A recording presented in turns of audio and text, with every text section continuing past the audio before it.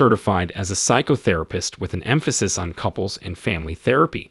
Subsequently, I went on to earn my sex therapy certification. Many people told me that my job in sex therapy would be booming in Lubbock since there weren't enough of them. Unfortunately, I quickly learned that the region's conservative attitude made it tough for me to make a name for myself as a sex therapist in the medical field. My appointment to Texas Tech University Medical Center's psycho-oncology unit in Lubbock was formalized. Since I was the only one working in that area, the title of head was a little bit of a stretch. I was hired to facilitate cancer patient support groups by an oncologist. As a result of their therapies, these individuals frequently had problems with intimacy, both with their families and with their bodies. Working with cancer patients became my specialty in this position. I was also a part of the pediatric floor team, where I saw kids go through gruesome procedures. My faith in a loving God was tested by these events. I had this emotional weight on my shoulders when my narrative unfolded. I visited Gold's Gym on Saturday, April 19th. I was aware that it was Holy Saturday, the day preceding Easter, because I was raised as a Roman Catholic. My thoughts were filled with at my house the next day. I determined to push myself to my limits while I was at the gym.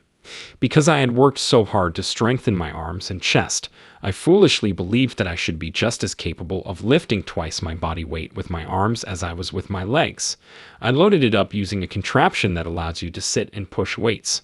I chose to try another lift with 98 pounds, which is close to my body weight of 107 pounds, even though the first push felt really heavy. An excruciating, stabbing pain shot through the nape of my neck as I gave it one last shove. I stepped off the machine and staggered to one side, attempting to make sense of what had transpired, my mind muddled by the excruciating agony. I wondered whether there might be something wrong with my central nervous system, cerebrospinal fluid, or spine because of my training as a nurse. Despite my struggles, I made it to the water fountain. My right side began convulsing uncontrollably, and I started sweating heavily as I pulled the water lever. My neck hurt so badly that I felt like I must have done something really terrible. I had taken my prescription for my high blood pressure that most and was receiving treatment for it. I suspected a correlation between the symptoms. As soon as I lied down, a fellow gym-goer came over and wanted to know what was happening. He asked what was wrong, and I informed him I probably needed an ambulance. Because I was lying on the gym floor and was pale, he seemed genuinely terrified. My family and the gym owner or attendant who was on duty that morning came over to console me and call for an ambulance while he went to fetch help. The good news is that my hubby spent Easter weekend in town. Our 8-year tenure in Lubbock was coming to a close, and we were getting ready to return to Houston, which I was looking forward to as he had gotten a job at MD Anderson. Because of the high number of cancer and other serious illness cases among my coworkers in Lubbock, I often joked that I should get out of there before it got to me. I was sent to the hospital in an ambulance, and there I underwent CAT and MRI scans. There was a life-threatening amount of blood in my brain, so they diagnosed me with a brain bleed. Sadly, Lubbock's neurosurgeons were all in Santa Fe for a meeting, thus the only one left was a retired surgeon. He informed my spouse about my illness as he was a friend of my husband's. An angiography was unable to pinpoint the origin of the bleed, the surgeon said, because there was an excessive amount of blood. There was a high probability of my death within 24 hours, but stabilizing me and monitoring my health was our only choice. On the other hand, I could be flown to Dallas, where experts were on hand. My spouse and I made a pact that we would stay together in the event one of us was diagnosed with a terminal disease. A horrible thing happened. I saw a lot of individuals die alone. I think it's important to have someone you love holding your hand as you near the end of your life, until God takes you away. Because of worries about cabin pressurization and weight constraints, my husband was unable to accompany me on the flight. We were both in agreement when he said he wouldn't be spending time with me. He was reachable both while I was awake and when I was dreaming. Usually I'm somewhat nervous and hyperactive, so I was surprised by how calm I felt. I was nearly insane from the excruciating pain I was in while in the ambulance. I cried out to God, claiming I couldn't take another bump on the road, and he heard me. I expressed my gratitude for the life I had lived and informed him that I would accept his will for my death. Whenever I heard someone say anything bold, I would always consider it a compliment. Many of my cancer patients shared with me the profound sense of release they had after submitting to God. I felt the same way, and when I stopped attempting to manage my illness, it appeared like it went in a direction I had nothing to do with. I was in excellent physical condition, which contributed to my success, the neurosurgeons informed me afterwards. That answer, though, was too much for me to take. In a way that words cannot describe, my perspective and the course of my disease were both altered the instant I surrendered to God. Medication helped me stabilize, and I awoke on Easter Sunday. The physicians were cautiously optimistic about my recovery. I felt more aware and awake. At 30-minute intervals, they performed ultrasonography on my brain as part of a battery of tests. I was visited by my husband and a number of pals. Instead of having breakfast at my house, I made my husband and kids take turns hosting. It seems silly now that I think about it, but I really did fear for my life. To me, it was neither sad nor tragic, nor was it overly exuberant. At that same moment, I felt that I was entirely subject to God's will. My spouse was busy sending out emails and texts to my relatives and friends while I managed to make it through Easter Sunday. Even on Monday, I was making no discernible improvement over the previous day, unless you count the few folks who walked in and stated I looked somewhat green or yellow. I thought I was doing quite well. Mr. Ron, my spouse, stated, "Mary, I'm not sure." It occurred to me, okay, well, I'm just going to wait here until the blood resolves. My nose and ears were bleeding. Your brain is really well organized. It knows its maximum fluid capacity, and in this case, it had exceeded it, causing a brain bleed. To relieve this buildup of fluid, your brain has 3 massive valves located at the rear of your skull. Additionally, a brain drain was performed on me during this time. A tube was placed into my forehead to remove any excess blood. My kids were probably astonished when they came to see me, even though I never really witnessed it because it was taped. It was tough for Ron to witness, and I imagine it was tough for them as well. I was in excruciating discomfort from a headache and a throbbing neckage. I was quite weak and sick to my stomach. Strangely, they probably wanted me to stay in bed because I'm typically restless and nervous, so my weakness and reluctance to move actually worked to my advantage. It was the nurses putting stuff on me when I woke up around 2 in the morning on Tuesday. On Monday, I was transferred from the surgical intensive care unit to the floor, and now I was being readmitted to the ITU.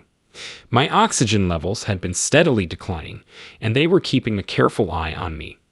The Santa Fe neurosurgeons were apparently summoned to an urgent situation. They returned early, 2 of them.